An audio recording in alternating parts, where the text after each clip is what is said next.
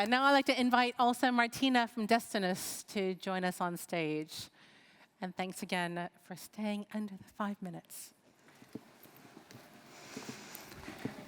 Thank you. Hello, everyone. Let's see.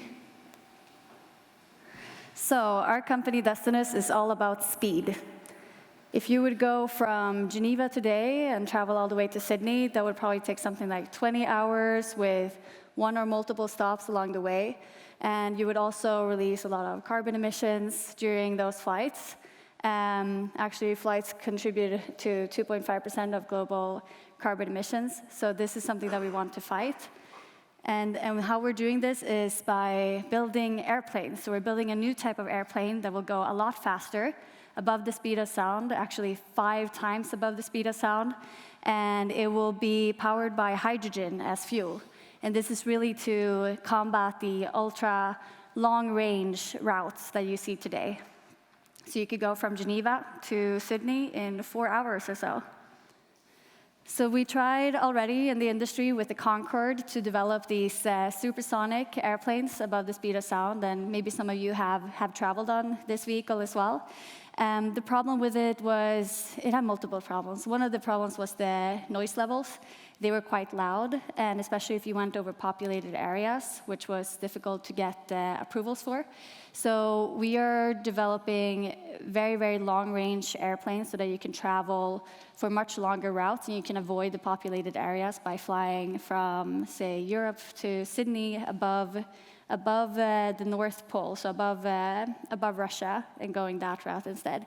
Another problem was that they were pretty expensive to build, so we're looking into how to make our airplanes a lot cheaper by the materials we choose and how we go about the manufacturing process. And they were slow in comparison to what you could achieve.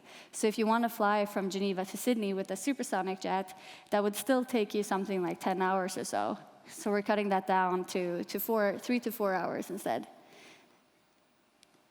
And this is just an image of what the airplane could potentially look like in the future. And it's, as you see, it has a special shape. It's called a delta wing. It's a wave rider, so it actually waves on top of the sonic boom shock wave that is created when you fly above the speed of sound.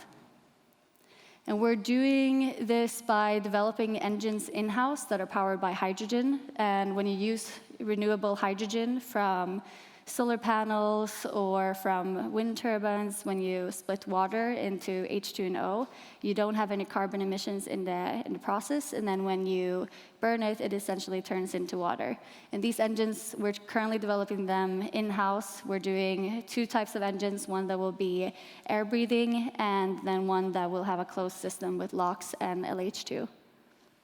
And when you look at hydrogen developments around the world, this is a mega trend right now. It's growing everywhere. And these are just some of the big locations where hydrogen is planned to be produced or is currently under production. And these are all sites that we're interested in going to. So you see, Australia has a lot of developments there as well. And just a little bit about Destinus. So we were founded last year, so a fairly new company, but we already have 80 people on the team. We are headquartered here in Switzerland, but we also have offices in France, Germany, and Spain. And so far, we built 2 subsonic prototypes that are flying. We have our next flight of our 9-meter prototype next week. So that's going to be a big milestone for us. And then we have the following prototype that will fly in 2023, so end of next year. It's currently going into manufacturing phase, so we're moving quite fast. And this is the test facility that we've set up in Switzerland. So if you want to come to Payerne and visit, you're welcome to. So this is currently there, and we're starting the firing of this this week. And it's going to start with some small components that belong to the hydrogen engines. And this is some images of the big 9-meter prototype. We already flew it back in April, and we're flying it again next week, as I mentioned, with some improvements, more servos, better servos on board, more sensors, and it will help the team to develop the aerodynamic tools necessary for the bigger and future prototypes. It also helps us test out different propulsion systems. So we're going from Right now, we're flying this with kerosene, but we're moving over to hydrogen, and to develop the GNC system, so the avionics, because we're flying these right now with a remote pilot, but we're planning on flying them without any pilot at all, at least for testing. It's a lot easier and faster to go that way before we introduce pilots and passengers.